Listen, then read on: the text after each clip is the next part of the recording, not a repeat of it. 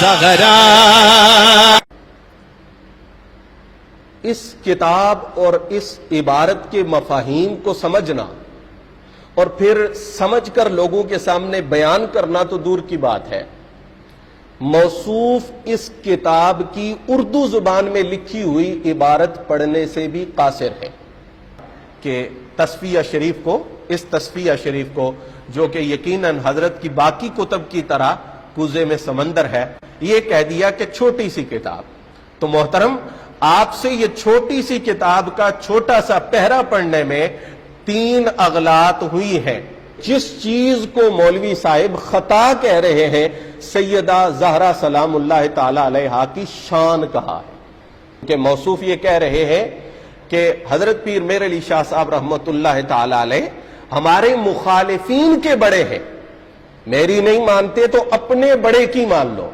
اگر ان لفظوں کو آسان کرتے ہوئے موصوف نے کہا ہے کہ تحریک کا معنی خطا ہے، تو میں عرض کروں گا کہ اگر ہم تحریک صراط مستقیم کو خطائے صراط مستقیم کہیں تو یہ معنی ٹھیک ہونا چاہیے۔ حضرت قبلہ عالم گولڑوی سیدہ پاک کی پاکی بیان کر رہے ہیں اور مولوی صاحب اسی پاکی کو خطا کہہ رہے ہیں۔ مولانا صاحب نے امکان کو وقوع بنا دیا۔ میں 2 حوالے اختصار کے ساتھ عرض کروں گا۔ آپ حضرت اعلیٰ گولڑوی رضی اللہ تعالی عنہ کی تعلیمات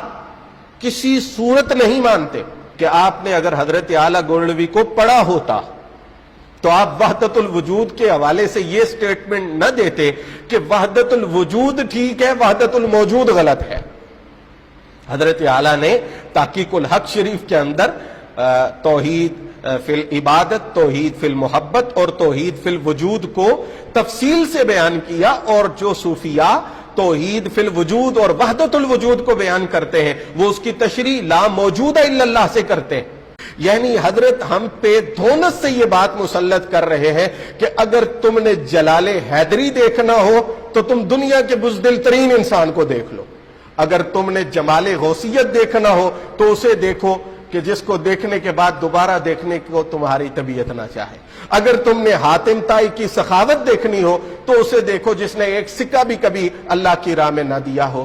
تو انتہائی معذرت یہ ناممکن اور محال ہے، اس کا وقوع بھی محال ہے، اس کا امکان بھی محال ہے کہ ہم آپ کو دیکھ کر حضرت اعلیٰ گولڑوی رضی اللہ تعالیٰ عنہ یا کسی بھی بزرگ ہستی جو کہ اہل بیت اور صحابہ کرام کی محبت کا نور دلوں میں روشن کرنے والی ہستی ہو، ان کو سمجھ سکیں یا ان کو جان سکیں۔ بسم اللہ الرحمن الرحیم، الحمدللہ رب العالمین، والصلاة والسلام علی سید الانبیاء والمرسلین وعلی آلہ الطیبین الطاہرین واصحابہ الراشدین الہادین المہتدین، اما بعد۔ ناظرین کرام، اس وقت ہمیں انتہائی تشویشناک صورتحال کا سامنا ہے، جس کا سبب یہ ہوا کہ ایک شخص نے مسئلہ فدق پر گفتگو کرتے ہوئے سیدہ طیبہ طاہرہ سیدۃ نساء اہل الجنہ سیدۃ نساء العالمین بدعۃ الرسول سیدہ فاطمۃ الزہراء سلام اللہ تعالی علیہا کی ذات اقدس کے متعلق نازیبا کلمات استعمال کیے، اور ظلم بالائے ظلم کہ ان کلمات اور ان الفاظ کو اس ہستی کے ذمہ ڈالنے کی سعی لا حاصل کی جو کافہ اہل اسلام کے نزدیک معتمد اور مستند شخصیت ہے، یعنی رئیس المجددین، مامور من الرسول، تاجدار گولڑا، فاتح قادیانیت، حضرت اعلیٰ سیدنا خواجہ پیر مہر علی شاہ گیلانی گولڑوی رضی اللہ تعالی عنہ۔ محتشم ناظرین، ہم جس ماحول میں رہتے ہیں یہاں تو ایک جماعت اور ایک تحریک کا قائد، چاہے اس کے کارکنوں کی تعداد 200-400 ہی کیوں نہ ہو، اگر اس کے متعلق کوئی ایسے الفاظ استعمال کیے جائیں جو اس کے چاہنے والوں کے ہاں نامناسب خیال کیے جائیں، نفس الامر اور واقع میں وہ درست بھی ہوں لیکن ان کے خیال میں وہ نامناسب ہوں، تو بات بہت دور چلی جاتی ہے، بہت سارے فتووں کا سامنا کرنا پڑتا ہے۔ لیکن یہاں تو بات اس ہستی کی ہے کہ جن کے عقیدت مند،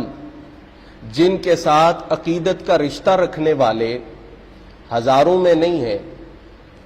لاکھوں میں نہیں ہیں، بلکہ پوری کائنات میں جس نے رسول اللہ صلی اللہ تعالی علیہ وآلہ وسلم کا کلمہ پڑھا ہے وہ چوکھٹ زہرا کو دل و نگاہ کا قبلہ سمجھتا ہے، لیکن اس بے احتیاطی اور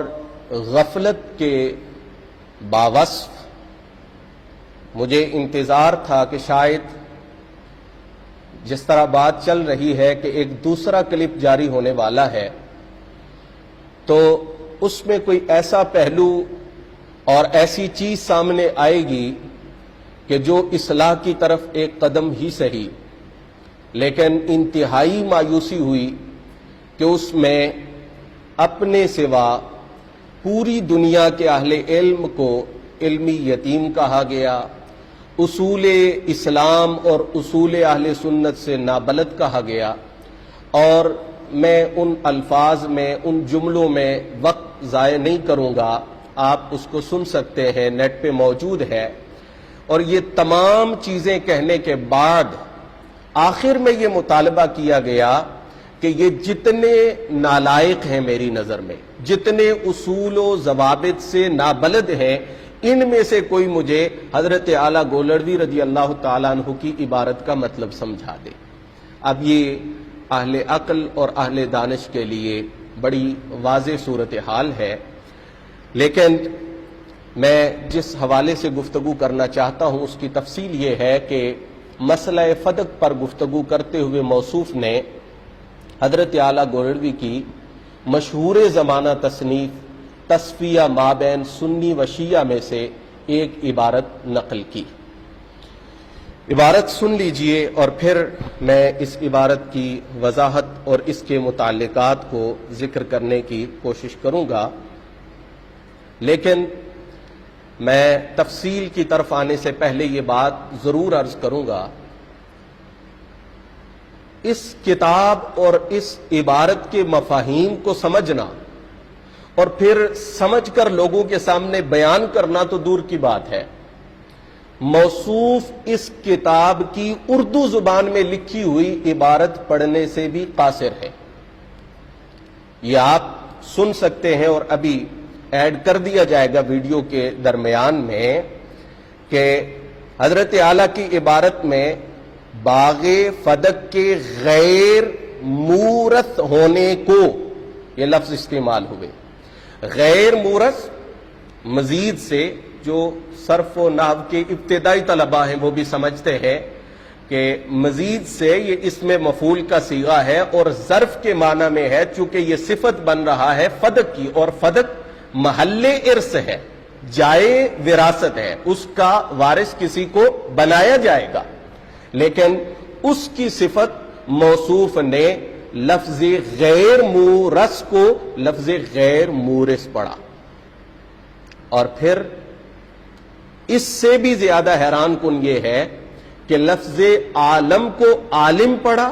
اور عالم پڑھ کر اپنی زبان سے یعنی جہان کہہ کے اس کی تشریح کر دی۔ اور خلفائے ثلاثہ کے علاوہ اہل بیت پاک علیہم الرضوان نے بھی باغ فدق کے غیر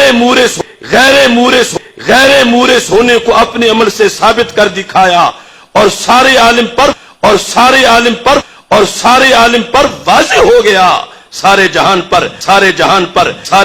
پر۔ اور پھر یہاں آپ کو ایک لطیفہ اور بھی عرض کرتا ہوں، اور وہ یہ کہ اس عبارت اور اس کلپ سے چند ماہ پہلے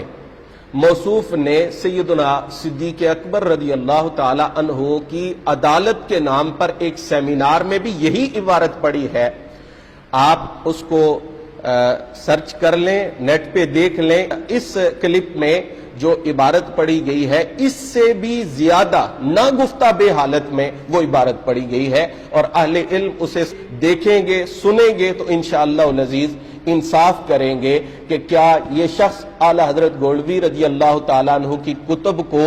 اوپر سے دیکھ کر پڑھنے کی لیاقت بھی رکھتا ہے یا نہیں رکھتا۔ یہ میں فیصلہ اہل انصاف پہ چھوڑتا ہوں۔ اب آئیے اس عبارت کی طرف۔ حضرت صاحب فرماتے ہیں کہ اس موضوع پر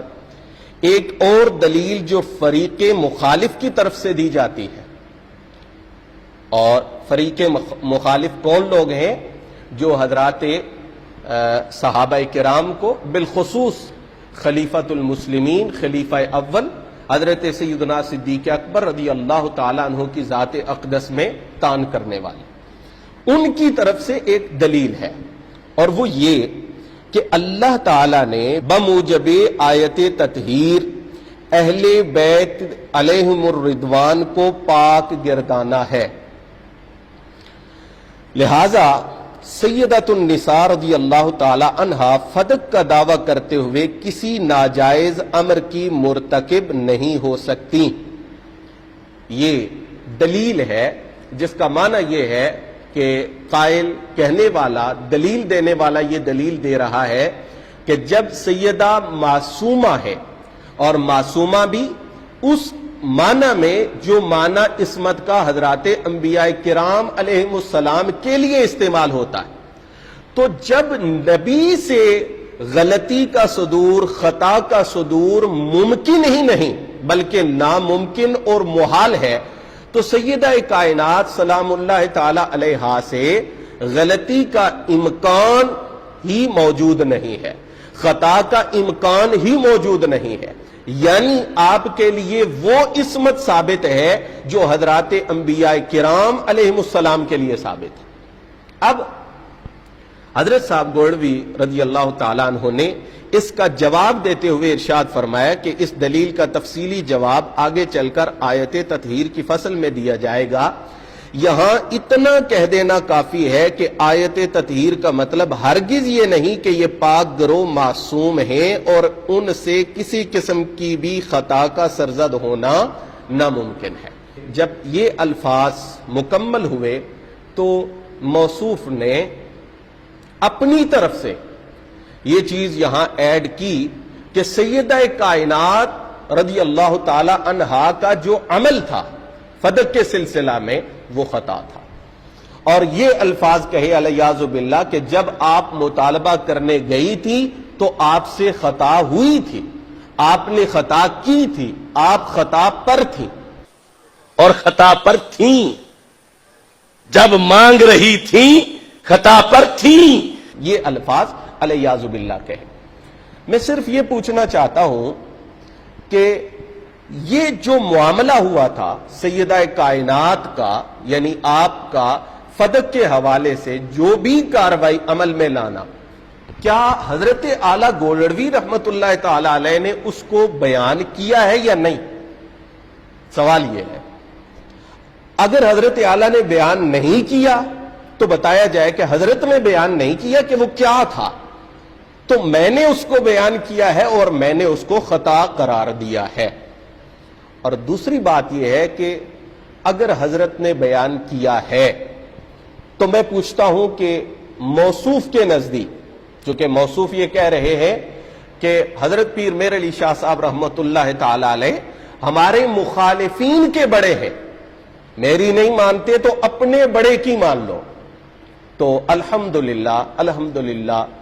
ہمارے لیے دونوں جہانوں میں قبلہ عالم کی نسبت سب سے بڑا سرمایہ، اسی نسبت سے ہمیں نسبت اہل بیت، نسبت رسول، نسبت اصحاب رسول، نسبت اولیاء اللہ نصیب ہوئی تو خیر، ان کا اپنا ذوق ہے۔ میں یہ عرض کروں گا کہ موصوف کے نزدیک کیا حضرت کا بیان کیا ہوا معنی صحیح ہے یا صحیح نہیں ہے؟ اچھا، اگر صحیح ہے تو پھر کیا وجہ ہے کہ جن الفاظ کا چناؤ حضرت صاحب نے کیا ہے ان الفاظ کا چناؤ کیوں نہیں کیا؟ اس میں کون سی دقت پیش آئی؟ اس میں کون سی پریشانی لاحق ہوئی؟ اب یہاں پر عذر پیش کیا جا سکتا ہے کہ حضرت کے الفاظ مشکل تھے، ہم نے ان کو آسان کیا ہے، اس لیے اپنی طرف سے یہ جملہ درمیان میں ایڈ کرنا پڑا۔ یہ بھی نہیں ہے کہ عبارت مکمل کر کے اس کے بعد کوئی تبصرہ کیا جاتا، درمیان میں ایڈ کرنا پڑا۔ کیوں؟ یہ عذر پیش کیا جا سکتا ہے کہ حضرت کے الفاظ مشکل تھے۔ تو بھائی،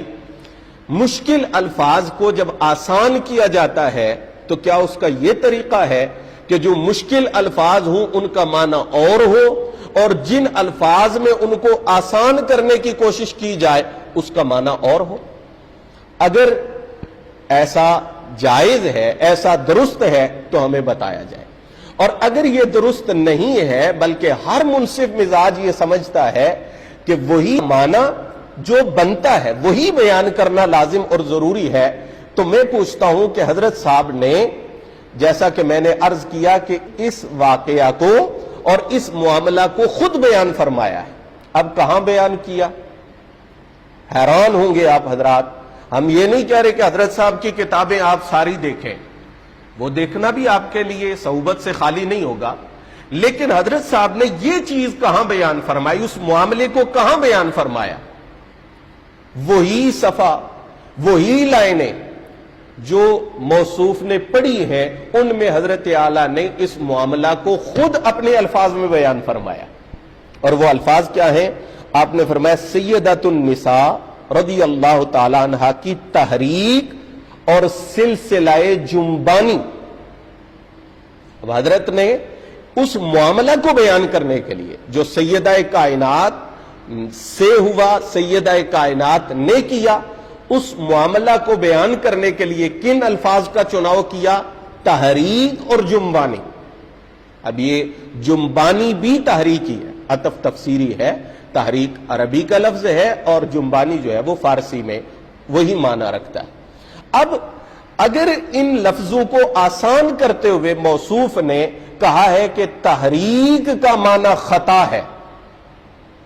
تو میں عرض کروں گا کہ اگر ہم تحریک صراط مستقیم کو خطائے صراط مستقیم کہیں تو یہ معنی ٹھیک ہونا چاہیے۔ اگر تحریک کا معنی خطا ہے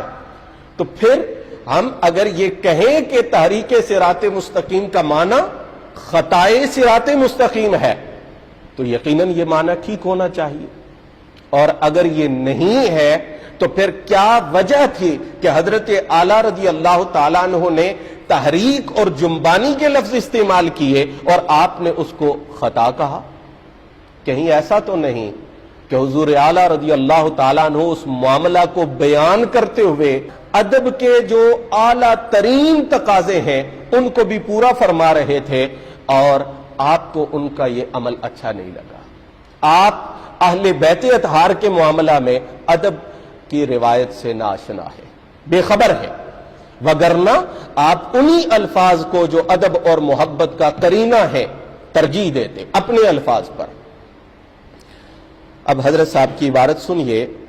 یوصیکم اللہ فی اولادکم للذکر مثل حظ الانثیین میں خطاب امت کی طرف ہے۔ سیدہ کائنات کی تحریک اور جنبانی نے ہمیں یہ سمجھایا کہ یوصیکم اللہ کا جو خطاب ہے یہ امت کی طرف ہے۔ اس کا کیا معنی ہے؟ کہ سرکار کے لیے یہ خطاب نہیں ہے۔ اب میں یہ بات پوچھتا ہوں کہ سرکار دو عالم کے لیے جہاں بھی کوئی حکم باقی تمام لوگوں سے الگ آیا ہے وہ حضور کی شان ہے یا نبی کریم علیہ الصلوۃ والسلام کی ذات اقدس میں الیاذ باللہ نعوذ باللہ نقل کفر نہ باشد کسی کمزوری اور عیب کی طرف مشیر ہے؟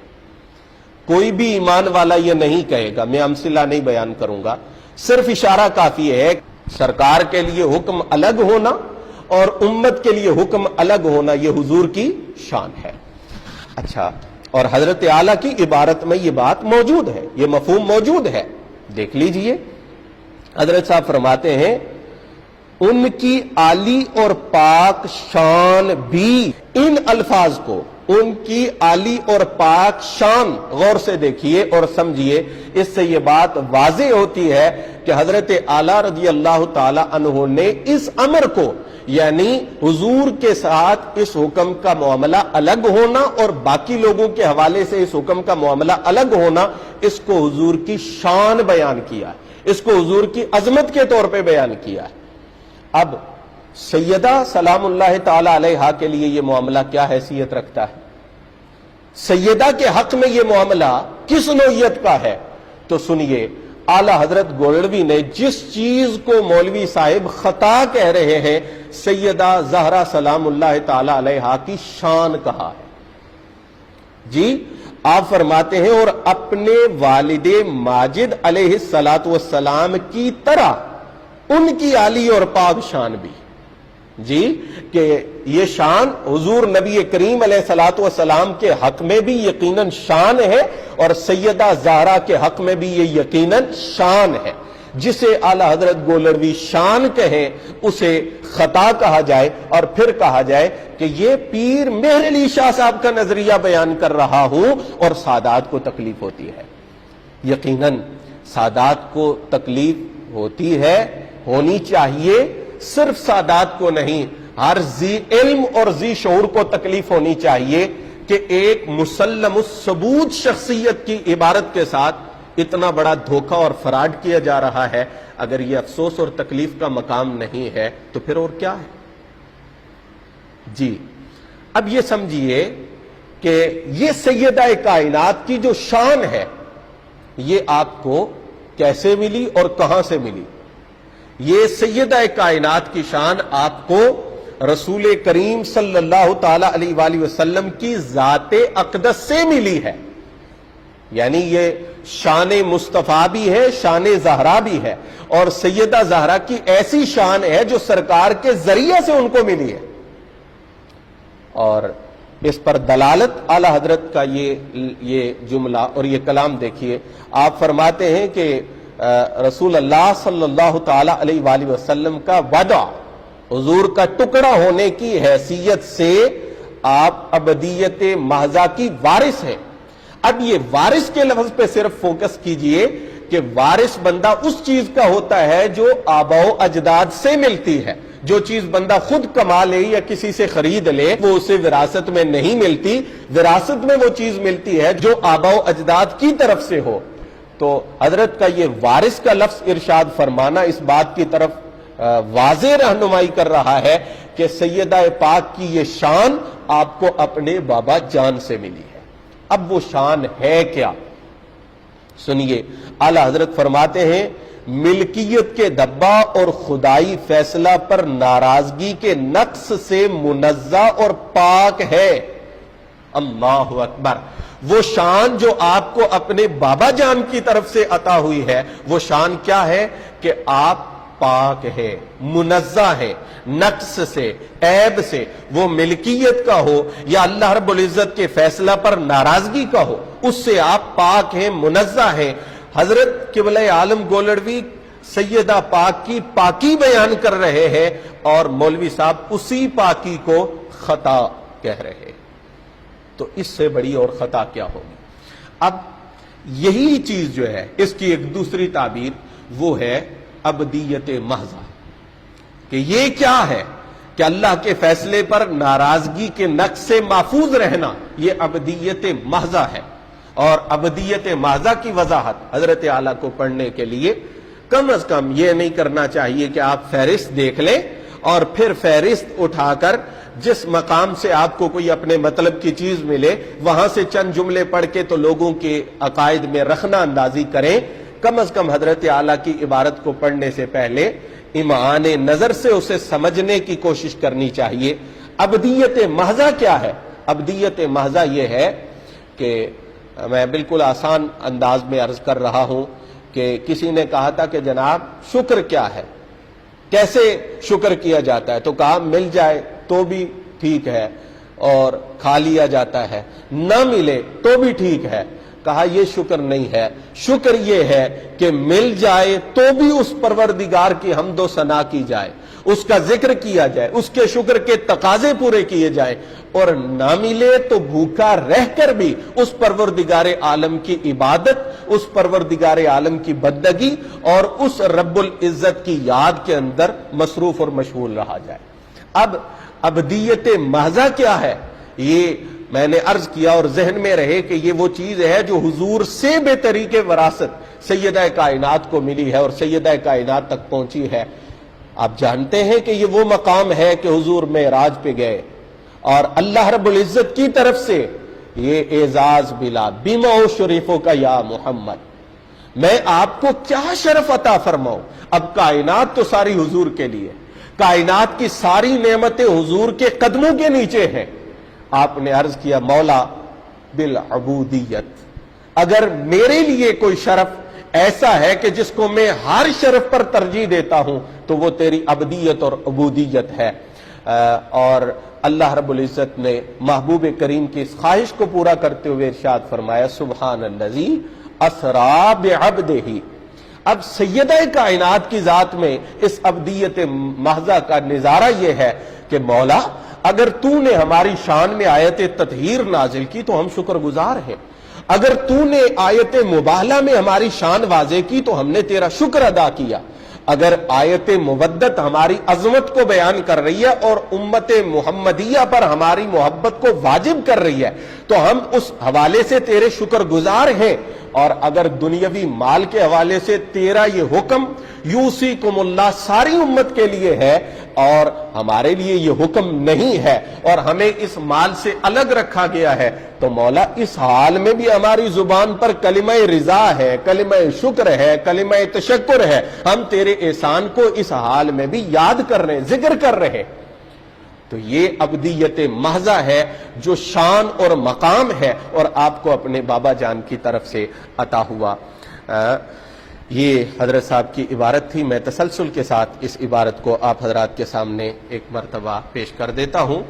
اس موضوع پر ایک اور دلیل جو فریق مخالف کی طرف سے دی جاتی ہے وہ یہ ہے کہ اللہ تعالیٰ نے بموجب آیت تطہیر اہل بیت علیہم الرضوان کو پاک گردانا ہے، لہذا سیدۃ النساء رضی اللہ تعالی عنہا فدق کا دعویٰ کرتے ہوئے کسی ناجائز امر کی مرتکب نہیں ہو سکتی۔ اس دلیل کا تفصیلی جواب آگے چل کر آیت تطہیر کی فصل میں دیا جائے گا، یہاں اتنا کہہ دینا کافی ہے کہ آیت تطہیر کا مطلب ہرگز یہ نہیں کہ یہ پاک گرو معصوم ہیں اور ان سے کسی قسم کی بھی خطا کا سرزد ہونا ناممکن ہے۔ اس کا مطلب یہ ہے کہ اگر بمقتضائے بشریت ان سے کوئی خطا سرزد بھی ہو تو وہ عفو و تطہیر الہی میں داخل ہوگی۔ میں یہ عرض کرنا چاہتا ہوں کہ حضرت کی یہ عبارت پڑھ کر جس سے حضور کا مقصد صرف اور صرف عصمت کا معنی بیان کرنا اور انبیاء کرام کے حق میں جو عصمت ثابت ہے اس کو الگ کرنا اور اہل بیت اطہار کے لیے جو حفاظت الہی کا وعدہ ہے اس کو الگ بیان کرنا یہ مقصود ہے، لیکن مولانا صاحب نے امکان کو وقوع بنا دیا۔ میں دو حوالے اختصار کے ساتھ عرض کروں گا۔ کیا درسی کتب کے اندر یہ جملہ آپ کی نظر سے نہیں گزرا کہ ان تسلسل الحوادث من حیث الوقوع والوجود ممتنع عقلا و شرعا واما من حیث الامکان فغیر ممتنع۔ اب ایک چیز جو عقلا اور شرعا ممتنع ہے وہ امکان کی حد تک غیر ممتنع ہے۔ اب اگر یہاں حضور اعلیٰ امکان بیان کر رہے ہیں تو یہ کہنا بالکل بجا ہے کہ ان حضرات کی عصمت انبیاء والی نہیں ہے اور ان سے صدور ذم ممکن ہے، امکان کی حد تک ہے، اور جہاں تک اس کے وقوع کا معاملہ ہے تو وہ عقلاً بھی ممتنع ہے، شرعاً بھی ممتنع ہے۔ اور پھر اس پر میں ایک اور حوالہ پیش کر دیتا ہوں، اور وہ حوالہ اعلی حضرت مولانا احمد رضا خان فاضل بریلی رحمہ اللہ تعالی کی مشہور تصنیف فتاوی رضویہ کے اندر موجود ہے۔ ایک لمبی بحث ہے جس کو ذکر کرتے ہوئے انہوں نے فرمایا اللہ عز و جل سہون و خطاً بھی صدور کذب سے محفوظ رکھے مگر امکان وقوع باقی ہو، یہ مرتبہ عازم صدیقین کا ہے۔ اب غور سے اس عبارت کو سمجھیے بھائی، بڑوں کی مان لو، بڑوں کی مان لو۔ فرمایا کہ خطاً اور سہون بھی کذب کا صدور نہیں ہے، اس کے باوجود امکان وقوع باقی ہے۔ اب یہاں امکان وقوع باقی ہے اور خطا کی نفی کی جا رہی ہے، سہو کی بھی نفی کی جا رہی ہے۔ تو کیا ہوا آپ کو کہ حضرت اعلیٰ نے امکان فرمایا اور آپ نے بجائے اس کے کہ آپ امکان ذکر کر کے یہ وضاحت کرتے کہ امکان کے باوجود وقوع کی نفی لازم ہے، امکان کے باوجود خطا اور سہو کا احتمال بھی نہیں ہے، لیکن آپ نے اس امکان سے خطا کو ثابت کرنے کی سائلہ حاصل کی ہے۔ تو یہ حضرت کی اس عبارت کے حوالے سے چند باتیں میں نے عرض کی ہیں۔ اب یہ بات عرض کروں گا کہ انہوں نے اپنے کلپ میں یہ بھی کہا ہے کہ میرا قصور یہ ہے کہ میں نے حضرت اعلیٰ گولڑوی کو پڑھا ہے۔ محتشم، بالکل یہ آپ کا قصور ہے، اس لیے کہ اگر کوئی قرآن کو پڑھے اور غلط پڑھے تو یہ اس کا قصور ہے۔ آپ حضرت اعلیٰ گولڑوی کی کتب پڑھیں اور غلط پڑھیں، تشریح تو چھوڑیں، آپ ان کے الفاظ درست نہ پڑھ سکیں تو کیا ہم اس کو خوبی سے تعبیر کریں؟ ہم اس کو قصور نہیں کہیں گے؟ اور دوسرا قصور یہ ہے کہ اگر کوئی قرآن و حدیث پڑھے لیکن اس میں قطع و برید کرے، اپنے مطلب کی چیز اپنی خواہش کی چیز لے لے اور جو چیز اس کی خواہش کے اس کے مطلب کے مطابق نہ ہو اس کو ترک کر دے، اس کو چھوڑ دے، تو کیا اسے قصور کہا جائے گا یا خوبی کہا جائے گا؟ آپ حضرت اعلیٰ گولڑوی رضی اللہ تعالی عنہ کی تعلیمات کسی صورت نہیں مانتے۔ حضرت اعلیٰ گولڑوی کا سادات کی عظمت کے حوالہ سے جو مشہور زمانہ فتویٰ ہے آپ اس سے متفق نہیں ہیں۔ اعلیٰ حضرت گولڑوی نے خلافت راشدہ جو اسی تصفیہ میں بیان فرمائی اس کی مدت سے آپ متفق نہیں ہیں۔ آپ نے حدیث کے خلاف اپنی طرف سے تحریف کرتے ہوئے رسول اللہ صلی اللہ علیہ وآلہ وسلم کی حدیث پاک میں تحریف اور تبدیلی کا جرم کرتے ہوئے لمبی مدت کا اضافہ کر دیا۔ حضور اعلیٰ نے خلافت راشدہ کے ختم ہونے کا اور اس کے اختتام پر امام حسن مجتبی کی شان کا جو پہلو بیان کیا ہے آپ کبھی بھی اس کو بیان نہیں کرتے بلکہ اس کے خلاف اپنی گفتگو کرتے۔ حضرت اعلیٰ گولڑوی رضی اللہ تعالیٰ عنہ نے دور خلافت کے بعد کے زمانہ کو جو نام اسی تصفیہ میں دیا ہے وہ آپ ماننے کے لیے اپنی زبان پہ لانے کے لیے تیار نہیں ہے۔ حضرت اعلیٰ گولڑوی اہل بیت اطہار کی ذوات مقدسہ کے ساتھ علیہم السلام کا التزام فرمائے اور آپ کبھی بھی اس کو نہ مانے بلکہ اس کو ایک اور انداز میں الجھا کر کہ دیکھو رضی اللہ تعالی عنہا لکھا ہے اور یہاں کہا جا رہا ہے کہ جو رضی اللہ تعالی عنہا کہے وہ خارجی ہے۔ کیوں دھوکہ دے رہے ہیں؟ کیوں اتنا جھوٹ بول رہے ہیں؟ یہ رضی اللہ تعالی عنہا رضی اللہ تعالی عنہ کا مسئلہ اختلافی ہے ہی نہیں ہے۔ بات تو یہ ہے کہ مستقلاً سلام اہل بیت پہ جائز ہے یا نہیں ہے۔ اعلیٰ حضرت گولڑوی اس کو جائز سمجھتے، آپ ناجائز سمجھتے ہیں، یہ آپ کا قصور ہے۔ اور میں یہ بھی عرض کروں گا اگر آپ کی طبیعت پر گراں نہ گزرے کہ آپ نے اگر حضرت اعلیٰ گولڑوی کو پڑھا ہوتا تو آپ وحدت الوجود کے حوالے سے یہ سٹیٹمنٹ نہ دیتے کہ وحدت الوجود ٹھیک ہے، وحدت الموجود غلط ہے۔ حضرت اعلیٰ نے تحقیق الحق شریف کے اندر